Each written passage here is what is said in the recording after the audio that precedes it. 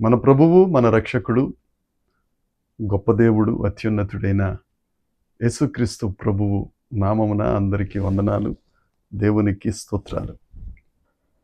మరణమును గెలిచిన దేవుడు, మరణాన్ని జయించిన దేవుడు, మరణపు ముళ్ళు విరిచిన గొప్ప దేవుడు మన జీవితాలలో మరొక నూతన దినాన్ని అనుగ్రహించి సజీవ లెక్కలో లెక్కించినందుకు సమస్త మహిమ, ఘనత, ప్రభావములు యేసయ్యకు మాత్రమే చెల్లునుగాక.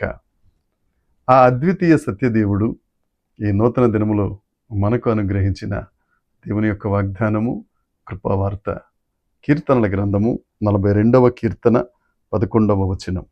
నా ప్రాణమా నీవేళ కృంగి ఉన్నావు, నాలో నీవేళ తొందరపడుచున్నావు. దేవుని యందు నిరీక్షణ ఉంచుము, ఆయనే నా రక్షణకర్త, నా దేవుడు, ఇంకను నేనాయనను స్తుతించెదను. దేవునికి స్తోత్రం కలుగునుగాక, దేవునికి మహిమ కలుగునుగాక. ప్రభునందు ప్రియమైన దైవ జనాంగమా, మన దేవుడు రక్షణకర్త అయిన దేవుడు. ఆయనను మన జీవిత కాలం అంతా స్తుతించబద్దులమై ఉన్నాం. మన బ్రతుకులలో ఆయనను స్తుతించడానికి అనేక కారణాలుంటాయి.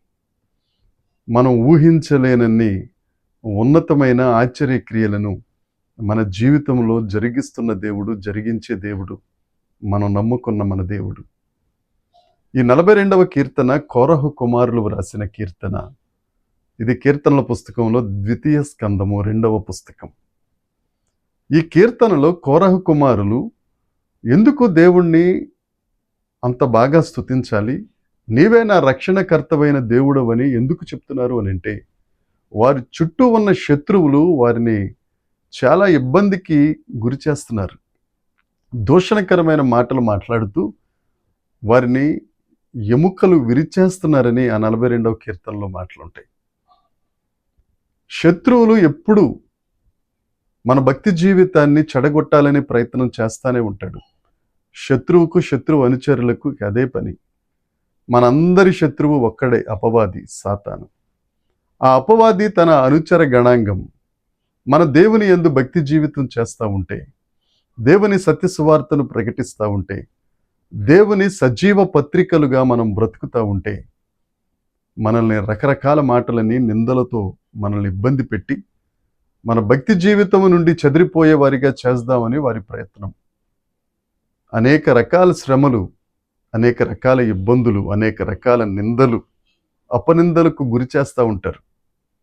అందుకే యేసుక్రీస్తు ప్రభు అంటారు, ఈ లోకంలో మీకు శ్రమ కలుగుతుంది, నేను ఈ లోకాన్ని జయించి ఉన్నాను. మన దేవుడు ఈ లోకాన్ని జయించిన దేవుడు.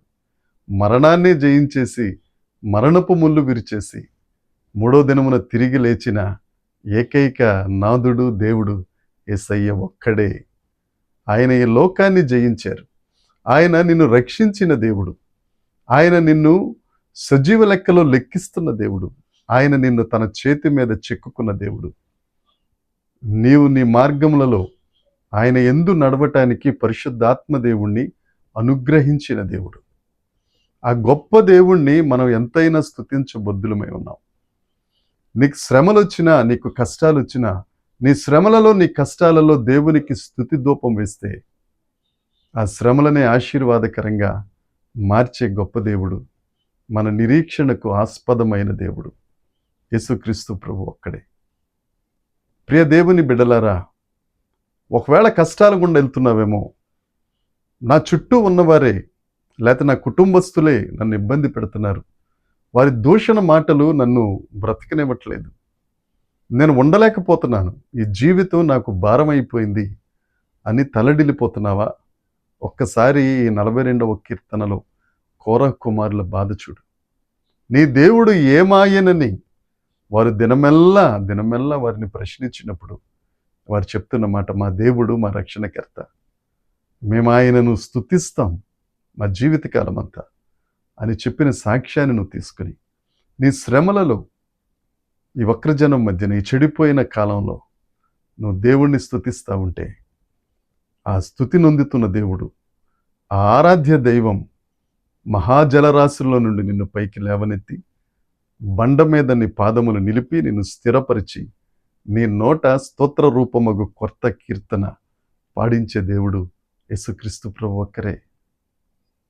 నీ జీవితంలో ఏదైతే నువ్వు కోల్పోయావో, ఏదైతే జరగకుండా శత్రువు నీ మీద దాడి తీసుకొస్తున్నాడో, శత్రువు అనుచరులైన దురాత్మలు, సాతాను శక్తులు నిన్ను పట్టి పీడించి అనారోగ్యం, కుటుంబంలో కలహాలు తీసుకొస్తున్నాయో, వాటన్నిటి నుంచి నువ్వు విడుదల పొందాలి అని అంటే యేసయ్యను స్తుతించాలి.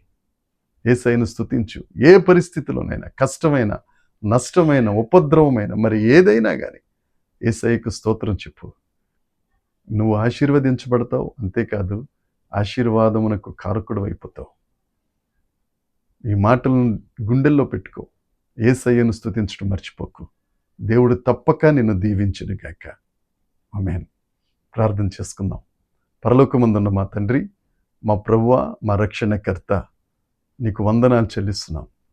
మా నిరీక్షణకు ఆస్పదమైన గొప్ప దేవుడా, ఎంతమంది అయితే ప్రభువా నైనా స్నేహితుల చేత, బంధువర్గం చేత, చుట్టూ వారి చేత దినమెల్లా వారి ఎముకలు ఎరవబడుతున్నాయో తండ్రి, వారిని ఆదరించు, వారికి ధైర్యం ఈ ప్రభువా. నిన్ను స్తుతించుకునే స్తుతి గీతం వారి హృదయములలో పుట్టించి, నీ యందు సంతోషించే భాగ్యం అనుగ్రహించి, తద్వారా వారు ఆశీర్వదించబడుటకు కృప దయచేసి మీరు మహిమ పొందుమని యేసుక్రీస్తు నామమున ప్రార్థించి అడిగి వేడుకొనుచున్నాము తండ్రి. ఆమేన్. దేవుని కృప మనందరికీ తోడై ఉండును గాక. ఆమేన్. ఆమేన్. ఆమేన్.